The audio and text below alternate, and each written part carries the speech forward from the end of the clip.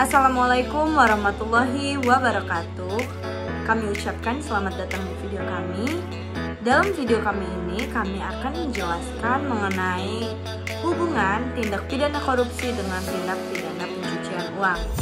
Video ini kami upload atau kami unggah guna memenuhi tugas dan mata kuliah Hukum Pidana 3. Adapun anggota kelompok kami yaitu saya sendiri, Tasya Belapandi Utami, NIM 2019-450. Saya Tuni Zakia Tuniza, NIM 2019-450. Nah, untuk pembahasan yang pertama kita akan membahas tentang apa sih tindak pidana korupsi dan tindak pidana pencucian uang itu.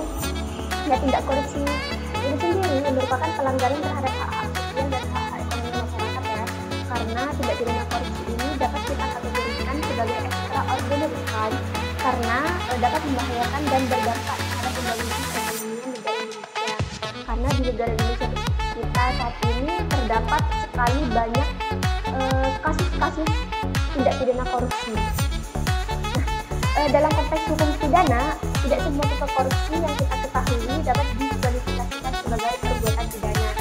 Oleh karena itu, perbuatan apa saja yang dinyatakan sebagai korupsi, kita harus merujuk kepada Undang-Undang Pemberantasan Korupsi. Nah, yang selanjutnya yaitu tindak pidana pencucian uang. Menurut Undang-Undang Nomor 25 Tahun 2003 Pasal 1 Angka 1, pencucian uang adalah perbuatan menempatkan, mentransfer, membayarkan, membelanjakan, menyumbangkan, menitipkan, membawa ke luar negeri, menukarkan, atau perbuatan lainnya atas harta kekayaan yang diketahuinya atau patut diduga merupakan tindak pidana dengan maksud untuk menyembunyikan atau menyamarkan asal-usul harta kekayaan sehingga seolah-olah menjadi harta kekayaan. Selanjutnya yaitu ciri-ciri korupsi. Ciri-ciri korupsi yang pertama, korupsi senantiasa melibatkan lebih dari satu orang. Yang kedua, korupsi pada umumnya dilakukan secara rahasia. Yang ketiga, korupsi melibatkan elemen kewajiban dan keuntungan timbal balik.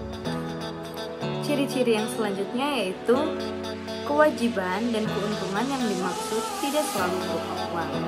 Selanjutnya, berusaha untuk menyelebunyi perbuatannya dengan berlindung di balik pembenaran hukum. Ciri-ciri yang selanjutnya yaitu menginginkan keputusan yang tegas dan mampu untuk mempengaruhi keputusan itu.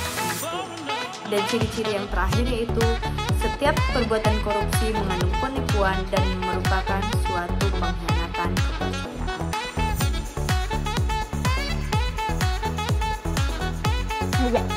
Selanjutnya yaitu tentang jenis-jenis korupsi. Korupsi secara jelas telah didefinisikan di Undang-Undang Nomor 20 Tahun 2001 dalam pasal-pasalnya.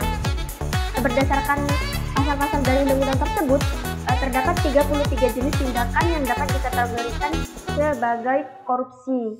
Nah, 33 tindakan tersebut dikategorikan ke dalam 7 kelompok, yakni yang pertama yaitu korupsi yang terkait dengan merugikan keuangan negara. Nah, jenis perbuatan yang merugikan negara ini terbagi menjadi 2 bagian, yaitu mencari keuntungan dengan cara melawan hukum dan merugikan negara, serta menyalahgunakan jabatan untuk mencari keuntungan dan merugikan negara.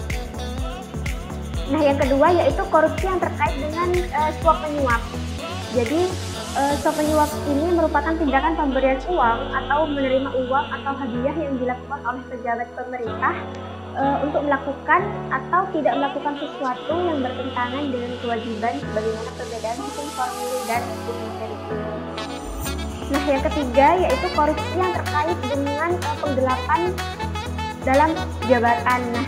Nah, penyalahgunaan jabatan ini biasanya merupakan tindakan seorang pejabat pemerintah dengan kekuasaan yang dimilikinya melakukan penggelapan laporan keuangan, menghilangkan barang bukti, atau membiarkan orang lain menghasilkan barang bukti yang bertujuan untuk menguntungkan diri sendiri dengan jalan merugikan negara. Nah, yang keempat yaitu korupsi yang terkait dengan pemerasan. Jadi pemerasan ini merupakan tindakan yang dilakukan oleh pegawai negeri atau penyelenggara negara untuk menguntungkan diri sendiri atau orang lain secara melawan hukum atau dengan menyalahgunakan kekuasaannya dengan memaksa seseorang memberikan sesuatu, membayar atau menerima pembayaran dengan potongan atau untuk mengerjakan sesuatu bagi dirinya sendiri. Yang selanjutnya yaitu korupsi terkait dengan perbuatan curang. Perbuatan curang yang dimaksud dalam jenis korupsi ini biasanya dilakukan oleh pemborong atau pengawas proyek, rekanan TNI atau Polri, pengawas rekanan TNI atau Polri yang melakukan kecurangan dalam pengadaan atau pemberian barang yang mengakibatkan kerugian bagi orang lain atau terhadap keuangan negara atau yang dapat membahayakan keselamatan negara pada saat perang. Yang selanjutnya yaitu korupsi terkait dengan benturan kepentingan dalam pengadaan. Jadi pengadaan yang dimaksud ini adalah kegiatan yang bertujuan untuk menghadirkan barang atau jasa yang dibutuhkan oleh suatu instansi atau perusahaan. Nah, orang atau badan yang ditunjuk ini untuk pengadaan barang atau jasa dipilih setelah melalui proses seleksi yang disebut dengan tender. Nah, yang terakhir yaitu korupsi yang terkait dengan gratifikasi. Jenis korupsi ini merupakan pemberian hadiah yang diterima oleh pegawai negeri atau penyelenggara negara dan tidak dilaporkan kepada KPK dalam jangka waktu 30 hari sejak diterimanya gratifikasi. Jadi terbukti bahwa korupsi ini dilakukan hanya untuk menyenangkan kepuasan pribadi.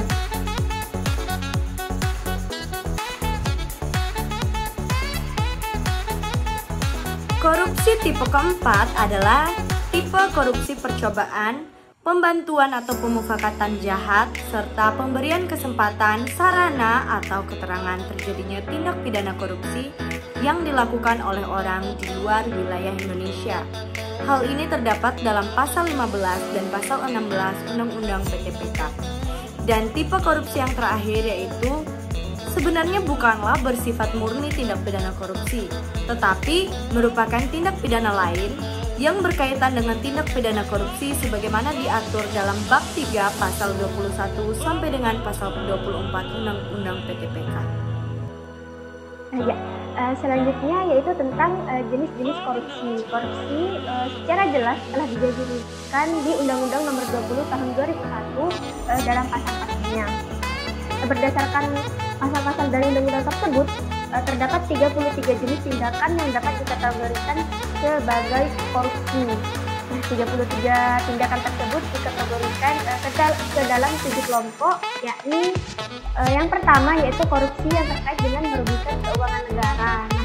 Nah, jenis perbuatan yang merugikan negara ini terbagi menjadi 2 bagian, yaitu mencari keuntungan dengan cara melawan hukum dan merugikan negara, serta menyalahgunakan jabatan untuk mencari keuntungan dan merugikan negara. Nah, yang kedua yaitu korupsi yang terkait dengan suap menyuap. Jadi suap menyuap ini merupakan tindakan pemberian uang atau menerima uang atau hadiah yang dilakukan oleh pejabat pemerintah untuk melakukan atau tidak melakukan sesuatu yang bertentangan dengan kewajiban sebagaimana perbedaan hukum formil dan hukum material. Nah, yang ketiga yaitu korupsi yang terkait dengan penggelapan dalam jabatan. Nah, penyalahgunaan jabatan ini biasanya merupakan tindakan seorang pejabat pemerintah dengan kekuasaan yang dimilikinya melakukan penggelapan laporan keuangan, menghilangkan barang bukti, atau membiarkan orang lain menghasilkan barang bukti yang bertujuan untuk menguntungkan diri sendiri dengan jalan merugikan negara. Nah, yang keempat yaitu korupsi yang terkait dengan pemerasan. Jadi pemerasan di sini merupakan tindakan yang dilakukan oleh pegawai negeri atau penyelenggara negara untuk menguntungkan diri sendiri atau orang lain secara melawan hukum atau dengan menyalahgunakan kekuasaannya dengan memaksa seseorang memberikan sesuatu, membayar atau menerima pembayaran dengan potongan atau untuk mengerjakan sesuatu bagi dirinya sendiri. Yang selanjutnya yaitu korupsi terkait dengan perbuatan curang. Perbuatan curang yang dimaksud dalam jenis korupsi ini biasanya dilakukan oleh pemborong atau pengawas proyek, rekanan TNI atau Polri, pengawas rekanan TNI atau Polri yang melakukan kecurangan dalam pengadaan atau pemberian barang yang mengakibatkan kerugian bagi orang lain atau terhadap keuangan negara atau yang dapat membahayakan keselamatan negara pada saat perang. Yang selanjutnya yaitu korupsi terkait dengan benturan kepentingan dalam pengadaan. Jadi pengadaan yang dimaksud ini adalah kegiatan yang bertujuan untuk menghadirkan barang atau jasa yang dibutuhkan oleh suatu instansi atau perusahaan. Nah, orang atau badan yang ditunjuk ini untuk pengadaan barang atau jasa dipilih setelah melalui proses seleksi yang disebut dengan tender. Nah, yang terakhir yaitu korupsi yang terkait dengan gratifikasi. Jenis korupsi ini merupakan pemberian hadiah yang diterima oleh pegawai negeri atau penyelenggara negara dan tidak dilaporkan kepada KPK dalam jangka waktu 30 hari sejak diterimanya gratifikasi. Jadi terbukti bahwa korupsi ini dilakukan hanya untuk menyenangkan kepuasan pribadi.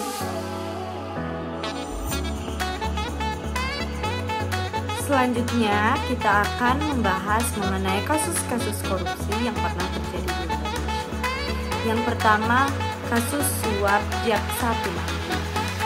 Jaksa Pinangki Sirna Malasari adalah tersangka dalam kasus penyuapan uang $500.000 Amerika Serikat atau sekitar 7,3 miliar dari buronan Bank Bali Joko Sugiarto Chandra alias Joko Chandra. Jaksa Pinangki yang berusaha memulangkan Joko Chandra tanpa harus dipidana menjalani sidang perdananya pada Rabu 23 September 2020 di ruang sidang Kusuma Atmaja, Gedung Pengadilan Tipikor Jakarta. Di sana terbongkar action plan yang ditawarkan pada tersangka kasus Bank Bali itu. Pada periode Juli 2020, beredar foto pertemuan antara jaksa dengan Joko Chandra. Jaksa tersebut diduga adalah Pinangki yang pada saat itu diketahui menjabat sebagai Kepala Subbagian Pemantauan dan Evaluasi 2 pada Biro Perencanaan Jaksa Agung Muda Pembinaan. Atas kasus ini, Jaksa Pinangki resmi dijatuhi sanksi disiplin dibebas tugaskan dari jabatan struktural karena terbukti melanggar disiplin dan kode etik perilaku jaksa. Kemudian pada tanggal 29 Juli 2020, Pinangki Sirna Malasari akhirnya dicopot dari jabatan sebagai Kepala Subbagian Pemantauan dan Evaluasi 2 pada Biro Perencanaan Jaksa Agung Muda Pembinaan. Contoh kasus korupsi yang selanjutnya yaitu kasus dugaan suap ekspor benih lobster Menteri KKP Edi Prabowo. Mantan Menteri Kelautan dan Perikanan atau KKP Edi Prabowo ditangkap KPK. Dia ditangkap Komisi Pemberantasan Korupsi bersama istri dan beberapa orang lainnya di Bandara Soekarno-Hatta sepulang dari Amerika Serikat. Kasus yang menjeratnya yaitu terkait ekspor benih lobster atau benih. KPK menetapkan Edi Prabowo sebagai tersangka pada 26 November 2020. Selain Edi, KPK juga menetapkan 6 tersangka lainnya yang juga terseret dalam kasus ekspor benih lobster. Mereka yang ditetapkan tersangka penerima suap yakni Safri selaku staf khusus Menteri KKP, Andrew Pribadi Misanta selaku staf khusus Menteri KKP, Siswadi selaku pengurus PT Aero Citra Cargo, Ainul Fakih selaku staf istri Menteri KKP, dan Amiril Mukminin selaku swasta. Sementara diduga sebagai pihak pemberi KPK. KPK menetapkan Suharjito selaku Direktur PT Dua Putra Perkasa Pratama. KPK menduga Edi Prabowo menerima suap dengan total 10,2 miliar dan $100.000 Amerika Serikat dari Suharjito. Suap tersebut diberikan agar Edi selaku Menteri Kelautan dan Perikanan memberikan izin kepada PT Dua Putra Perkasa Pratama untuk menerima izin eksportir benih lobster. Dan contoh kasus korupsi yang terakhir yaitu korupsi bantuan sosial. Pada 6 Desember 2020 lalu, KPK menetapkan Menteri Sosial Juliari Batubara sebagai tersangka kasus dugaan suap bantuan sosial COVID-19. KPK menduga Juliari menerima uang 8,2 miliar dari operasi tangkap tangan atau OTT pada 1-5 Desember di beberapa tempat di Jakarta. Petugas KPK mengamankan barang bukti uang dengan jumlah sekitar 14,5 miliar dalam berbagai pecahan mata uang yaitu sekitar 11,9 miliar, sekitar 171,85 dolar Amerika Serikat atau setara 2,420 miliar, dan sekitar 23.000 dolar Singapura atau sekitar 243 juta. Ketua KPK Firly Bahuri membenarkan secara lengkap atau membeberkan secara lengkap konstruksi perkara ketua dugaan suap yang menjerat Juliari Batubara. Atas kasus ini, KPK menetapkan 5 orang tersangka, yaitu sebagai tersangka pertama suap Menteri Sosial Juliari Peter Batubara, Matius Joko Santoso, Adi Wahyono, sedangkan tersangka pemberi adalah Ardian IM dan Haris Sidabuke. Firly mengatakan tersangka Ardian IM dan Haris Sidabuke telah menyiapkan uang dugaan suap sebesar 14,5 miliar di sebuah apartemen di daerah Jakarta dan Bandung sebelum ditangkap KPK. Uang 14,5 miliar tersebut disimpan di dalam 7 koper, 3 ransel, serta amplop kecil. Pembahasan yang selanjutnya yaitu tahapan proses dari pencucian uang. Nah, yang pertama yaitu ada penempatan atau placement. Jadi penempatan ini adalah merupakan upaya menempatkan dana yang dihasilkan dari suatu kegiatan tindak pidana ke dalam sistem keuangan. Nah, bentuk kegiatan ini antara lain yaitu menempatkan dana pada bank, menyetor uang pada pajak, membiayai suatu usaha yang seolah-olah sah, dan juga membeli barang-barang yang berharga, dan juga menyelundupkan uang tunai. Yang kedua yaitu transfer atau layering. Jadi layering ini adalah memisahkan hasil tindak pidana dari sumbernya, yaitu tindak pidananya melalui beberapa tahap transaksi keuangan untuk menyembunyikan atau menyamarkan asal-usul dari dana tersebut. Nah, yang terakhir yaitu dengan menggunakan harta kekayaan atau integration. Jadi integration ini adalah merupakan upaya menggunakan harta kekayaan yang telah tampak sah, baik untuk dinikmati langsung, diinvestasikan ke dalam berbagai bentuk kekayaan material maupun keuangan, dipergunakan untuk membiayai kegiatan bisnis yang sah ataupun untuk membiayai kembali kegiatan tindak pidana tersebut. Nah, dalam pencucian uang, pelaku tidak perlu mempertimbangkan hasil yang akan diperoleh dan besar biaya yang harus dikeluarkan, karena tujuan utamanya adalah untuk menyamarkan atau menghilangkan asal-usul uang sehingga hasil akhirnya dapat dinikmati atau digunakan secara aman. Baik, selanjutnya kita membahas mengenai modus dari tindak pidana pencucian uang. Yang pertama ada loan back, yang kedua modus operasi case, yang ketiga modus transaksi dagang internasional, yang keempat modus akuisisi, yang kelima modus investasi tertentu, selanjutnya modus perdagangan saham, selanjutnya modus deposit taking, dan yang terakhir modus identitas palsu. Nah, berikut ini merupakan contoh-contoh dari kasus pencucian uang. Nah, yang pertama yaitu tentang ex-manajer Kimia Farma yang tersangka atas kasus antigen bekas juga terkena pasal pencucian uang. Nah, dalam kasus ini ada 2 pelaku dari antigen bekas di Bandara Internasional Kuala Namu yang dijerat dengan Undang-Undang Nomor 8 Tahun 2010 tentang pencegahan dan pemberantasan tindak pidana pencucian uang. Namun terkait dari bagaimana rincian pencucian uang itu terjadi, belum ada bukti kuat untuk diungkapkannya keuntungan yang mereka dapatkan. Jadi keuntungan-keuntungan tersebut tidak dapat dibuktikan bahwa kemana semua keuntungan-keuntungan tersebut yang dan dipakai untuk apa keuntungan tersebut oleh 2 pelaku tersebut. Nah, yang kedua yaitu mantan Direktur Utama Garuda dan juga pusaran-pusaran kasus dari pencucian uang. Di sini mantan Direktur Utama Garuda Indonesia yaitu Emir Syahsatar dan juga mantan Direktur Utama PT Mobil Rekso Abadi yaitu Sutikno Sudarjo sebagai tersangka tindak pidana pencucian uang. Jadi penetapan tersangka tersebut dilakukan oleh komisi atau KPK setelah melacak suap dan penerimaan hadiah-hadiah dari pihak-pihak terkait.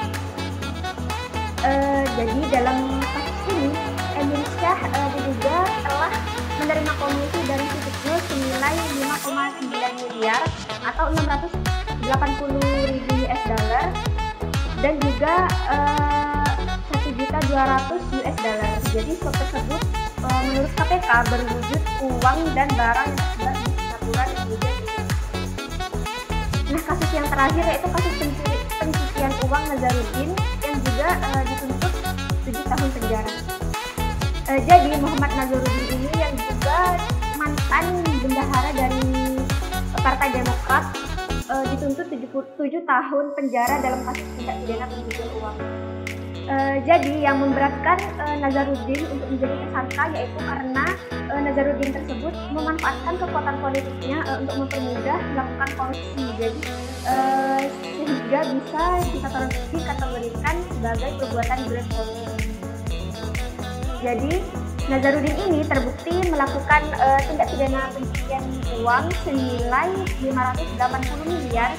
Sebagian uang itu merupakan gratifikasi dari PT Duta Geraha Indonesia sebesar 23,1 miliar melalui 19 lembar cek yang diserahkan oleh direktur dari PT Duta Geraha Indonesia yaitu Muhammad Nazarudin. Selain itu, Nazarudin juga menerima hadiah atau gratifikasi dari PT Nindya Karya sebesar 17,25 miliar melalui Heru Sulaksono.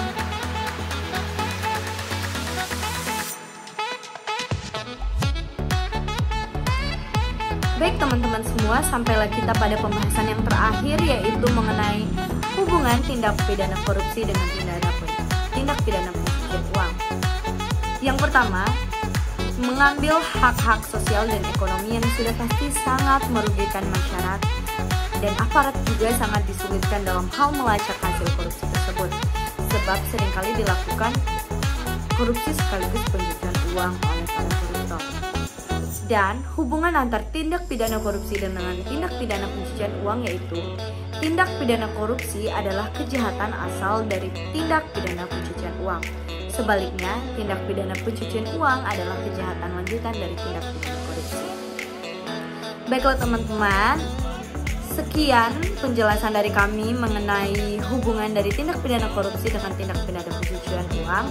Semoga dapat dimengerti dan kami memohon maaf jika terdapat banyak kekurangan karena kesempurnaan hanya Allah Subhanahu wa taala. Terima kasih atas perhatiannya.